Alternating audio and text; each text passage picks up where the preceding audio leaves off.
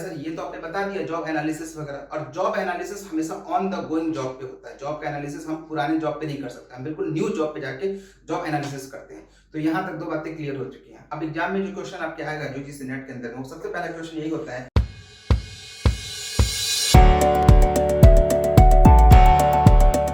Hello everyone, how are you?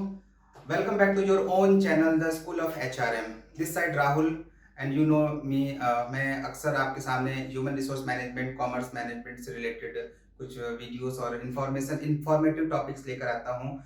पिछले कुछ दिनों से मैं थोड़ा सा कॉन्फ्रेंस, सेमिनार्स और अपने एकेडमिक वर्क में बिजी था, जिसके कारण मैं वीडियो नहीं बना पाया। आज मेरा टॉपिक बहुत इंपॉर्टेंट होने वाला है, यूजीसी नेट एग्जाम पॉइंट से भी इंपॉर्टेंट होने वाला, और वैसे भी अगर आप किसी ऑर्गेनाइजेशन में जॉब करते हो as HR, as marketing manager, as HR manager या मैनेजमेंट में जॉब करते हो, तो आपके लिए बहुत इंपॉर्टेंट है। मेरे टॉपिक का आज का नाम है ह्यूमन रिसोर्स प्लानिंग, एचआरपी। सबने इस वर्ड को सुना होगा, एचआरपी क्या होता है, ह्यूमन रिसोर्स प्लानिंग सबने सुना होगा, लेकिन कंफ्यूजन में बहुत लोगों को समझ में नहीं आता कि एचआरपी क्या होता है, ह्यूमन रिसोर्स प्लानिंग क्या होता है। आज बिल्कुल स्टार्टिंग से स्टार्ट करेंगे। यूजीसी नेट के अंदर कॉमर्स में, मैनेजमेंट में और जो एचआर कोड 55 है, जिसका मैं खुद फैकल्टी हूँ, कोर फैकल्टी हूँ, इन तीनों में ही ये टॉपिक बहुत इंपॉर्टेंट है, एग्जाम पॉइंट ऑफ व्यू से इंपॉर्टेंट है। एवरी टाइम 2 या 3 क्वेश्चन इस टॉपिक से पूछे जाते हैं, और कैसे कैसे पूछे जाते हैं मैं आपको बताऊंगा, क्योंकि काफी मेरे पास मैसेज आए कि सर आप सिर्फ एक्ट और लेबर लॉ और थ्योरीज इनसे बातें करते हैं। तो आज मैंने सोचा कि आज थोड़ा सा अलग से एक अलग टॉपिक पे बात कर रहे हैं। ये कोड 55 की अगर मैं बात करूं तो उसमें यूनिट 2 के अंदर में जो एचआरएम का पार्ट है, यूनिट 2 उसका ये टॉपिक है। इसका नाम है ह्यूमन रिसोर्स प्लानिंग। यहीं से एक्चुअल में स्टार्ट होता है कि एचआरएम का प्रोसेस वगैरह जो स्टार्ट होता है वो यहीं से स्टार्ट होता है, बिल्कुल स्टार्टिंग पॉइंट है। तो मैं यहाँ से बिल्कुल शुरू कर रहा हूँ। थोड़ा मैं आप सबसे रिक्वेस्ट है कि बीच से वीडियो स्किप ना करें, कंटिन्यू प्लीज वीडियो देखो, तभी आपको समझ में आएगा, लास्ट तक वीडियो में बने रहो, ठीक है। चलिए टॉपिक पे बात करते हैं, एचआरपी, ह्यूमन रिसोर्स प्लानिंग। अब पहले तो समझ लेते हैं कि ह्यूमन रिसोर्स क्या होता है। देखिए, जैसे हम लोग ह्यूमन हैं और हम लोग रिसोर्स भी अपने आप संसाधन है, तो किसी भी ऑर्गेनाइजेशन में जो एम्प्लॉयर होता है उसके लिए जो एम्प्लॉय होता है वो एज ए ह्यूमन रिसोर्स होता है। वो बहुत इंपॉर्टेंट, बहुत वैल्यूएबल एसेट्स होता है ह्यूमन, और उसको अपने साथ रखना और उसके लिए प्लानिंग करना ये थोड़ा डिफिकल्ट होता है। तो पहले इस पूरी बात को समझने की कोशिश करते हैं। देखिए, किसी भी ऑर्गेनाइजेशन में अगर आपको अपने ऑर्गेनाइजेशन को बढ़ाना है, कंपनी, फैक्ट्री, इंडस्ट्री को ग्रो करना है, डेवलप करना है, अगर आपको करना है, तो आपको ऑटोमेटिक सी बात है कि आपका एक गोल होगा, एक ऑब्जेक्टिव होगा। उस गोल और ऑब्जेक्टिव के अकॉर्डिंग आप आगे बढ़ोगे। फॉर एग्जांपल, मेरे पास एक मार्कर है और मार्कर बनाने की मेरी कंपनी की कैपेसिटी है 10, तो मैं पर डे 10 मार्कर बना रहा हूँ, लेकिन क्या 10 मार्कर से मेरा ग्रो हो पाएगा? नहीं, ग्रो आपका कांस्टेंट वहीं पे रुका रहेगा, आगे नहीं बढ़ सकता। तो मैं क्या करूंगा कि इस 10 मार्कर को 15 मार्कर कैसे बना सकते हैं, 20 कैसे कर सकते हैं, इस तरीके से हम बात कर सकते हैं। तो स्टार्टिंग जो होता है हमारा एचआरपी का, जो स्टार्टिंग होता है वो स्टार्ट होता है ऑर्गेनाइजेशन के ऑब्जेक्टिव्स से, जहां हम देख सकते हैं यहाँ पे लिखा हुआ है एनालिसिस ऑफ ऑर्गेनाइजेशन प्लान। तो यही वो प्लान है कि हम, जैसे मान लो कि 2023 चल रहा है, 2025 में मैं अपनी कंपनी को, अपने ऑर्गेनाइजेशन को किस लेवल पे देखना चाहता हूँ, ये ज्यादा इंपॉर्टेंट है। तो सबसे पहले हम क्या करते हैं, प्लान बनाते हैं। तो अभी प्लान हमारा क्या होगा, प्लान में 2-3 चीजें इंपॉर्टेंट है। फॉर एग्जांपल, आपका मॉनेटरी टर्म, पैसे भी आपके पास होने चाहिए, आपके पास सारे रिसोर्सेस होने चाहिए, टेक्नोलॉजीज भी होनी चाहिए, और सबसे इंपॉर्टेंट बात, एक गोल, एक एम, और खुद से मोटिवेशन भी होना चाहिए, तभी आप उस ऑर्गेनाइजेशन को आगे लेके जा सकते हो। तो सबसे पहला जो हमारा टॉपिक आता है वो प्लान। हमने प्लान प्रिपेयर कर लिया कि भैया मुझे ये हमारा प्लान बन गया कि अब मुझे ये मार्कर है, इसकी कैपेसिटी बढ़ानी है, इसका वर्क, इस पे काम करना है, और ये अभी इसकी क्वांटिटी अगर पर डे 10 मार्कर की है प्रोडक्शन की, तो मुझे इसको 20-20 कैसे करना है, मतलब डबल करना है, इसके लिए मैंने डिसाइड कर लिया। तो अब यहाँ एक मैटर सबसे इंपॉर्टेंट आता है, वो होता है कि फॉरकास्टिंग डिमांड।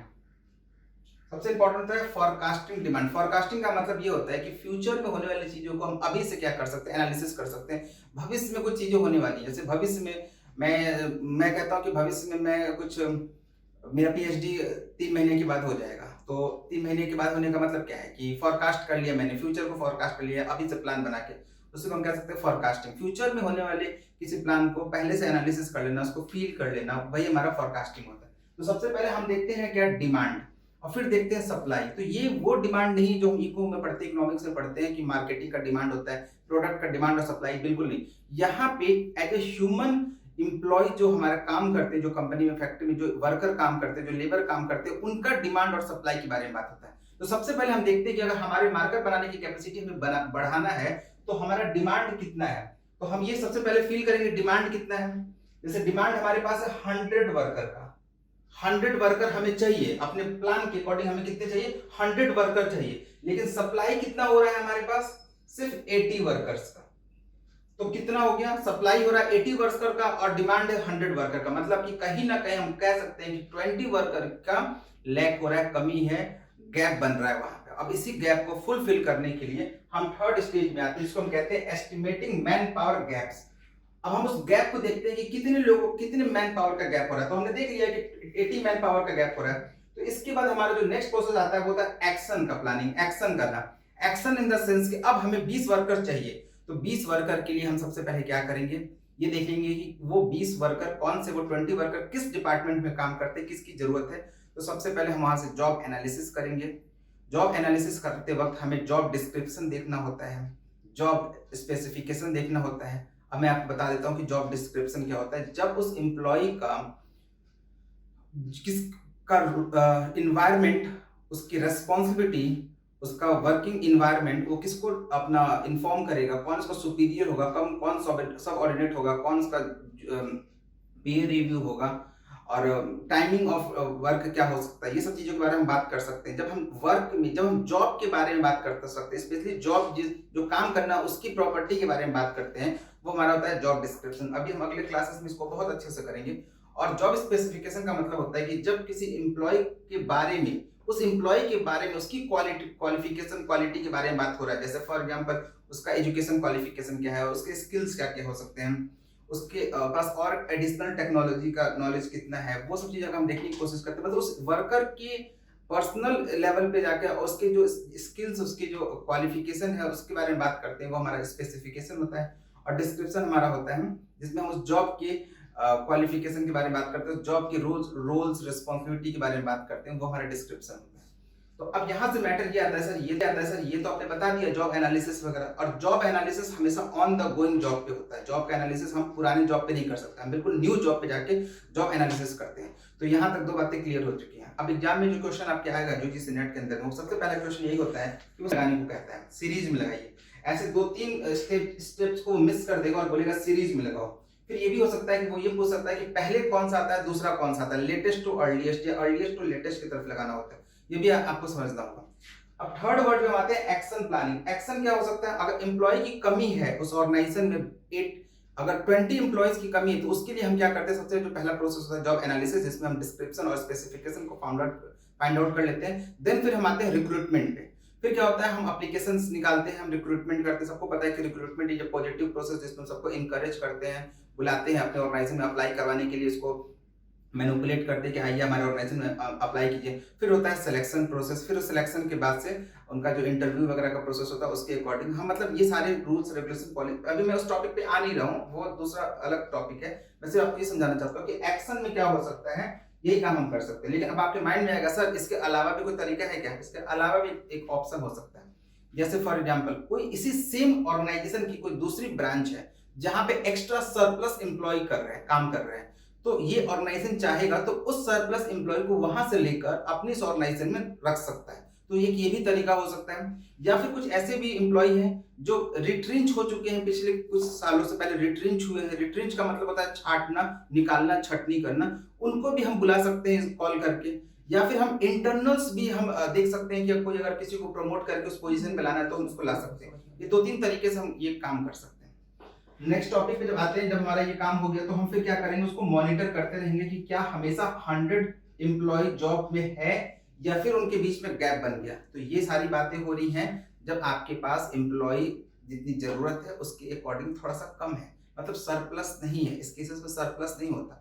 लेकिन अब इसका उल्टा रिवर्स करते हैं, रिवर्स में समझने की कोशिश करते हैं। फॉर एग्जाम्पल डिमांड है 100 वर्कर का और सप्लाई हो रहा है हमें 120 वर्कर।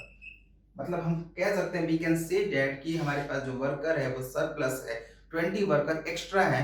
तो अब उस केस में क्या हो सकता है, उस केस में रिट्रीचमेंट स्टार्ट हो जाएगा। उस केस में हम क्या करेंगे, एडिशनल जो वर्कर होंगे उनको हम धीरे धीरे करके निकाल देंगे, छाट देंगे, क्योंकि हमें उसकी नीड नहीं है।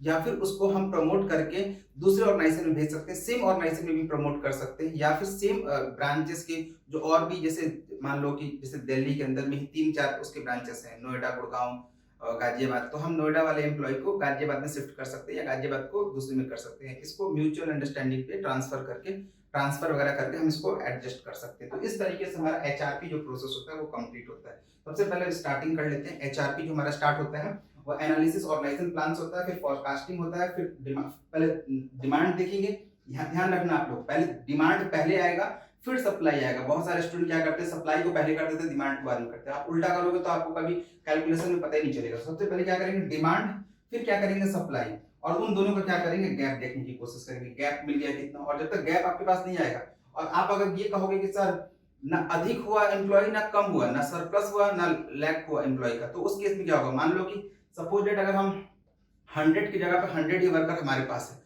उस केसेस में हमें रिक्रूटमेंट सिलेक्शन करने की कोई जरूरत नहीं है। उस टाइम पे हम ये फील कर लेंगे कि हाँ हमारे पास इतना मैन पावर है कि जो हमारा ऑर्गेनाइजेशन का जो प्लान है उसको वो सक्सेसफुल तरीके से आगे बढ़ा सकता है। फिर लास्ट हमारा आ गया यहाँ पे एस्टिमेटिंग एक्शन, मैन पावर का गैप देखेंगे। देन एक्शन प्लानिंग वगैरह पे काम होगा। एक्शन प्लानिंग बता रखा है आपको कि recruitment, selection, transfer, promotion, retrenchment, lay off, ये सारे प्रोसेस जो होते हैं वो एक्शन प्लानिंग होता है। और फाइनली उनको हर टाइम टू टाइम पीरियडिक तरीके से मॉनिटर करना होता है, कंट्रोल करना होता है कि वो जो हमने पहले से प्लानिंग कर रखा है या वो उसी तरीके से काम कर रहा है या नहीं कर रहा है। तो किसी भी यूजीसी नेट के एग्जाम में अगर आप इन सब्जेक्ट से बिलोंग करते हैं तो अगर आप देखेंगे सबसे लास्ट में फीडबैक या मॉनिटरिंग या कंट्रोल होता है। और स्टार्टिंग कहाँ से होता है, एनालिसिस ऑफ ऑर्गेनाइजेशन प्लान से। कभी कभी ऐसा भी आ सकता है पेपर में कि एनालिसिस ऑफ ऑर्गेनाइजेशन प्लान की जगह पे आपको ऑब्जेक्टिव प्लान कह सकता है, या ऑब्जेक्टिव ऑफ ऑर्गेनाइजेशन प्लान, या एम ऑफ ऑर्गेनाइजेशन प्लान कह सकता है। तो इस तरीके से ये पूरा टॉपिक कंप्लीट होता है। यहाँ पे हमारा कि ह्यूमन रिसोर्स प्लानिंग क्या है, मैंने आपको बता दिया कि जॉब डिस्क्रिप्शन क्या होगी, मैंने आपको बता दिया कि जॉब स्पेसिफिकेशन क्या होता है, मैंने आपको बता दिया जॉब एनालिसिस क्या होता है। होप सो कि वीडियो आपको पसंद आया। छोटा सा वीडियो था, ज्यादा लंबा मुझे खींचना नहीं था, बहुत इन्फॉर्मेटिव वीडियो था। दो क्वेश्चन पेपर में आएंगे, एवरी टाइम आते हैं, इस बार भी आएंगे। अगर आपने ये पूरा वीडियो ठीक तरीके से देख लिया, समझ लिया, तो ऑब्वियसली आपके 2 क्वेश्चन आपके कंफर्म हो गए कि यहीं से आने वाले, इसके बाहर से नहीं आता है। Thank you so much for watching this video, और कंटिन्यू प्लीज बने रहें, वीडियो को देखते रहें और सब्सक्राइब कर दें चैनल को, लाइक शेयर कमेंट करें। अगर कोई डाउट है आपको या कुछ क्लासेस से रिगार्डिंग बात करना है कि क्लासेस सर कब से आपकी चलती है, किस टाइम पे चलती है, ऑनलाइन ऑफलाइन दोनों क्लासेस हमारे पास अवेलेबल है, तो आप हमें मैसेज कर सकते हैं, कमेंट कर सकते हैं। इसके नीचे ही स्क्रीन पे आप देखेंगे कि मेरा नंबर और नाम सब आपको दिख रहा होगा, आपको हम मैसेज कर लो। Thank you so much for watching this video. जय हिंद।